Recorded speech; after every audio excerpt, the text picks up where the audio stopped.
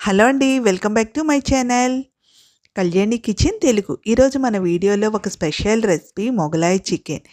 రెస్టారెంట్‌కి వెళ్ళకుండానే ఇంట్లోనే రెస్టారెంట్ స్టైల్‌లో ఈ మొగలాయి చికెన్‌ని ఈజీగా చేసుకోవచ్చండి.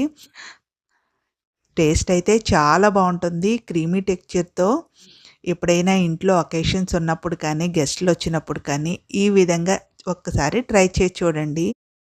ఈ చికెన్‌ని చేసిన ప్రతిసారి కాంప్లిమెంట్ అయితే గ్యారంటీ. తప్పకుండా ఈ విధంగా ట్రై చేసి చూడండి. ఎలా చేయాలో చూద్దాం.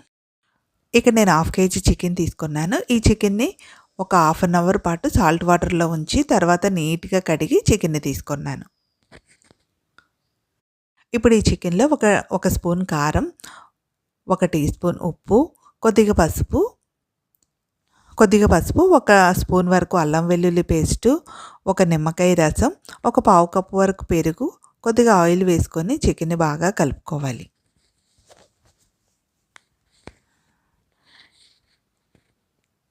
ఇలా చికెన్‌ని బాగా కలుపుకున్న తర్వాత మనం వేసిన ఉప్పు, కారం అన్నీ చికెన్‌కి బాగా కలిసే వరకు కలుపుకోవాలి. ఇలా కలుపుకున్న చికెన్‌ని ఒక హాఫ్ అన్ అవర్ పాటు మూత పెట్టేసి పక్కన పెట్టుకోవాలి.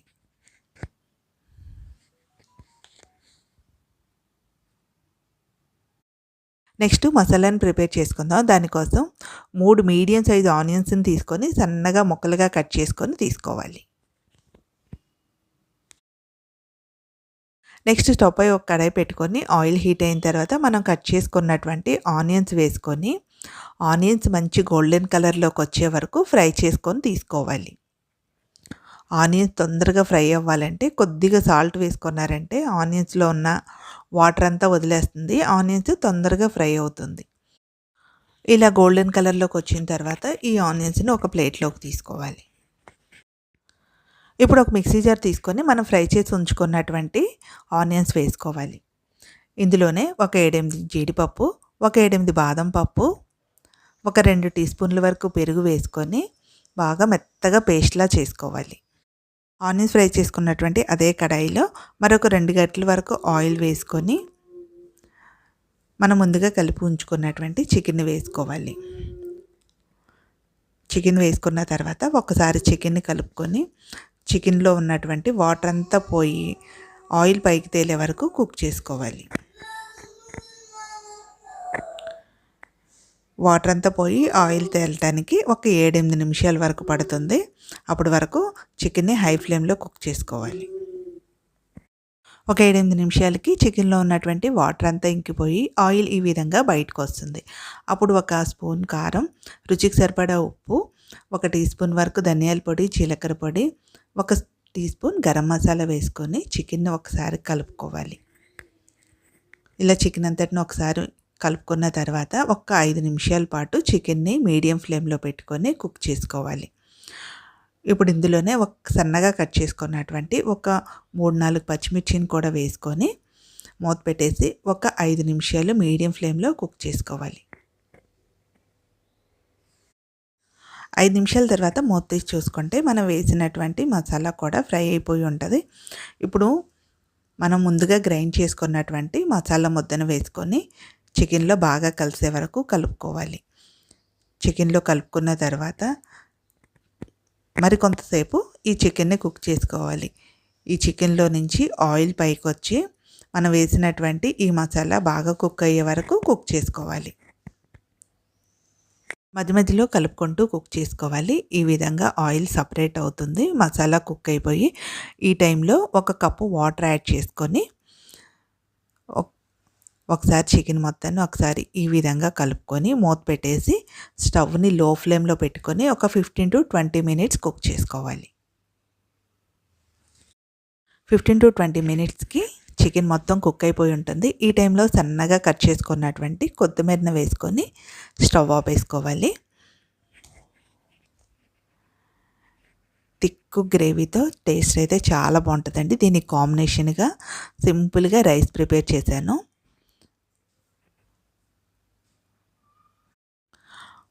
ఒక గిన్నె పెట్టుకొని అందులో ఒక గరిటెడు ఆయిల్ వేసుకోవాలి. అందులోనే ఒక స్పూన్ నెయ్యి కూడా తీసుకొని బిర్యానీ మసాలాలు ఇక్కడ అన్నీ నేను కొద్దిగా తీసుకున్నాను. వీటన్నిటిని వేసుకొని కొద్దిగా వేగిన తర్వాత ఒక మీడియం సైజ్ ఆనియను, 4-5 పచ్చిమిర్చి, ఒక పెద్ద టమాటాని ఈ విధంగా కట్ చేసుకోవాలి. వీటన్నిటిని ఒకదాని తర్వాత ఒకటి వేసుకొని ఆయిల్లో ఫ్రై చేసుకోవాలి. ఇలా ఆనియన్స్, పచ్చిమిర్చి, టమాటా అన్నీ ఫ్రై చేసుకున్న తర్వాత ఇందులోనే 1 స్పూన్ అల్లం వెల్లుల్లి పేస్ట్ కూడా వేసుకొని పచ్చివాసన పోయే వరకు ఫ్రై చేసుకోవాలి.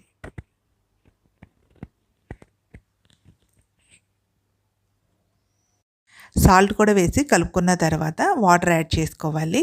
వాటరు 1 గ్లాస్ రైస్కి 1.5 గ్లాసుల వాటర్ అయితే సరిపోతుంది. ఇక్కడ నేను 2 గ్లాసులు రైస్ తీసుకున్నాను కాబట్టి 3 గ్లాసుల వాటర్ తీసుకున్నాను.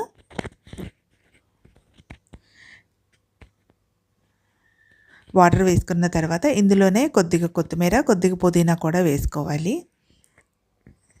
పుదీనా, కొత్తిమీర ఈ టైంలో వేస్తే ఆ ఫ్లేవర్ కూడా చాలా బాగుంటుంది రైస్కి. ఒక 5 నిమిషాలు ఒక పొంగు వచ్చే వరకు వాటర్ని బాయిల్ చేసుకోవాలి.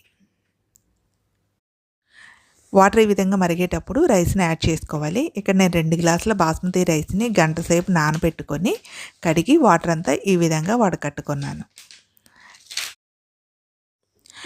రైస్ని వేసుకొని ఒకసారి కలుపుకొని సాల్ట్ చెక్ చేసుకోవాలి. సాల్ట్ సరిపోతే ఈ టైంలోనే అడ్జస్ట్ చేసుకోవాలి. మంటను హై ఫ్లేమ్లో పెట్టుకొని ఒక 1 మినిట్ పాటు హై ఫ్లేమ్లో ఉడికించుకోవాలి. 1 మినిట్ తర్వాత స్టవ్ని మీడియం ఫ్లేమ్లో పెట్టుకొని ఒక 5-6 నిమిషాలు ఉడికించుకుంటే రైస్ చక్కగా ఉడికిపోయి ఉంటుంది.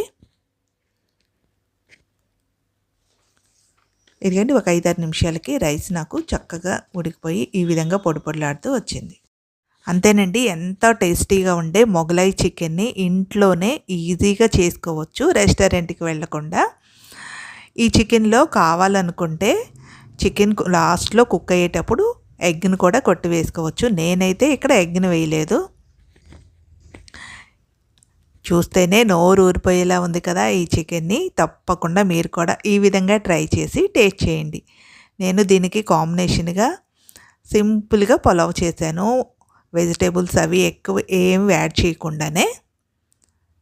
ఇంట్లో ఎప్పుడైనా స్పెషల్ అకేషన్లో ఉన్నప్పుడు కానీ గెస్ట్లు వచ్చినప్పుడు కానీ ఈ విధంగా ఈ చికెన్ని ఒక్కసారి ట్రై చేసి చూడండి. తప్పకుండా అందరికీ నచ్చుతుంది. టేస్ట్ అయితే చాలా బాగుందండి. ఈ విధంగా మీరు కూడా ట్రై చేసి ఎలా వచ్చిందో కామెంట్ చేయండి. ఫస్ట్ టైం నా ఛానల్ చూస్తున్నట్లయితే సబ్స్క్రైబ్ చేసుకోండి. Thank you for watching.